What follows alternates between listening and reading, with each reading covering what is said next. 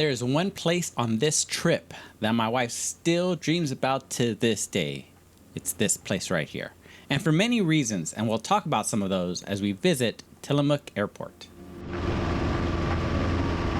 So some context about how we ended up at this airport. I love cheese, especially Tillamook cheese.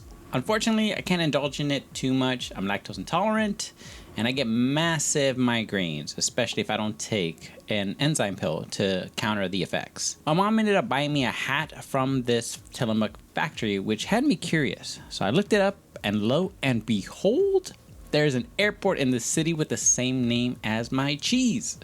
I added it to the list of airports to visit, and a year later, here we are.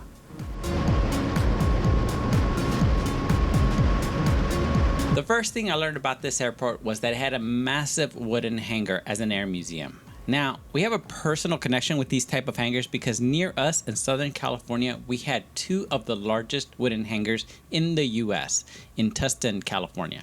And over a year ago, we lost one to a huge fire, which is actually the hangar we toured over 10 years ago. Coincidentally, Tillamook also used to have two hangars and one also burned. I can't give justice to what it feels like to be inside one of these structures, but I can't recommend enough to go to one and experience it for yourself because they really can be gone any day.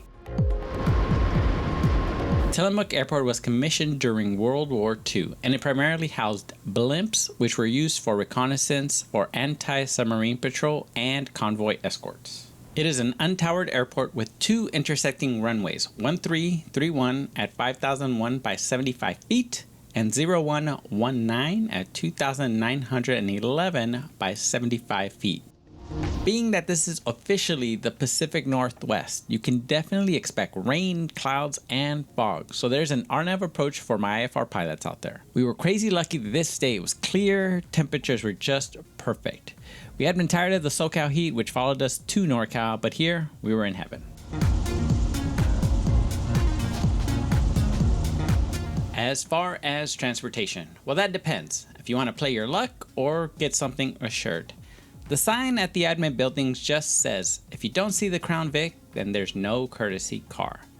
Well, we were spending a couple of nights, so we used a local auto body shop. Yeah, I know that's kind of weird, but it's a great shop, E&E Auto Body, that rents cars, and the good news is they will drop it off at the airport for you. The bad news is that if you're coming or leaving on the weekends, you have to pay for those days. For example, we came in on Saturday, but they dropped it off on Friday, and we paid for that extra day. They will also ask for insurance coverage information, just FYI. But besides that, it was so easy.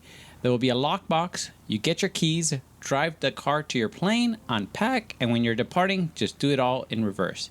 It was completely simple. We'll put the link to their website in the description below. And yeah, that's why they parked the car rental. The Pilot's Lounge in the admin building is a great place to visit if you want to take a quick break. They have couches, a small kitchen, and I'm pretty sure coffee. But we were excited to go into town, so we went in briefly just to use the bathroom and ask what the overnight fees were. The gentleman working there kind of chuckled and just said there are no fees. It took my brain a second to process that. I think I might have short-circuited it and just said, really? Sorry, I'm from California. We are charged for everything.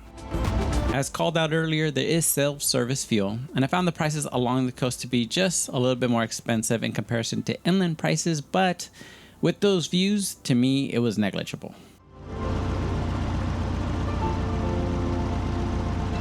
Tie-downs with chains are plentiful, as you can see, and as I said, I'll reiterate, no overnight fees. Again, it just blows my mind. But things can change, so always double check.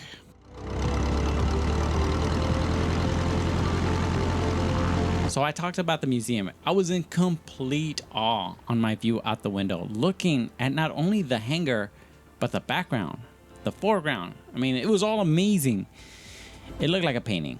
I swear for the first hour, every 5 seconds, we kept telling each other, look at that. Wow. Oh my God. Like everything just looked picturesque. Seriously, Tillamook, it's just unfair how beautiful your town is. Speaking of the museum, it's definitely a must and you definitely need a car to visit it since it's pretty far. You have to go all the way around the airport. One of my surprisingly favorite parts is this huge diorama of the stages of World War II. Don't miss it.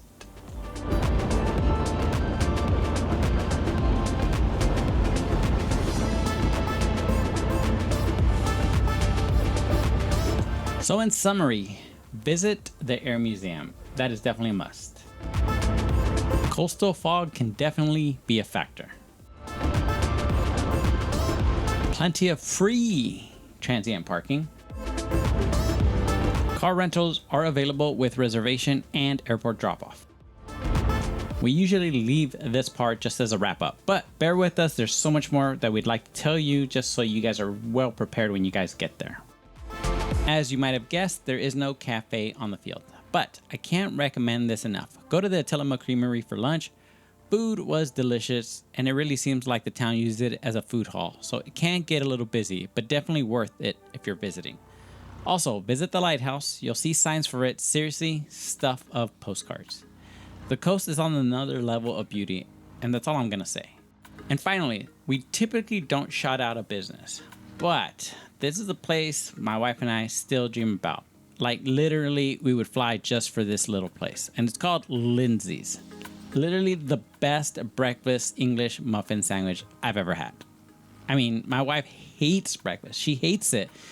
And she wants to go back here. If you guys get there, go to Lindsay's. It's a little hut and it's amazing. If it's not already obvious, we fell in love with the Oregon coast. And Tillamook Airport is the perfect backdrop for a trip here. It's easy to visit, and I'm so glad it made it to our bucket list. Plans are already in the works to visit again. And I'll leave it at that, or I'll just keep rambling.